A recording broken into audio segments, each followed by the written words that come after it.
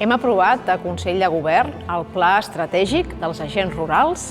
Com bé sabeu, la seva feina és cabdal i important per preservar la biodiversitat i també treballar en aquells reptes que tenim amb la investigació d'incendis, en el que és la protecció de la flora i la fauna salvatge i també actuar en episodis complicats que requereixen d'una intervenció operativa a l'altura, com és el cas de la intervenció que està coordinant Agents Rurals en tota la gestió de la peste porcina africana o bé la participació que estan tenint en tota l'operativa de l'eclipse que viurem a Catalunya aquest estiu.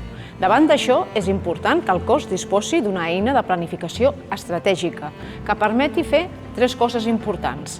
Redimensionar les necessitats que el cos té en clau de recursos humans. Penseu que hem d'arribar al 2030, d'acord amb la planificació estratègica, a 1.305 agents rurals. Aquest 2025 treurem 125 noves places que entraran a l'escola de l'Institut de Seguretat Pública durant el mes de setembre. Dimensionar les bases perquè puguin treballar amb les condicions adequades, així com els materials i vehicles.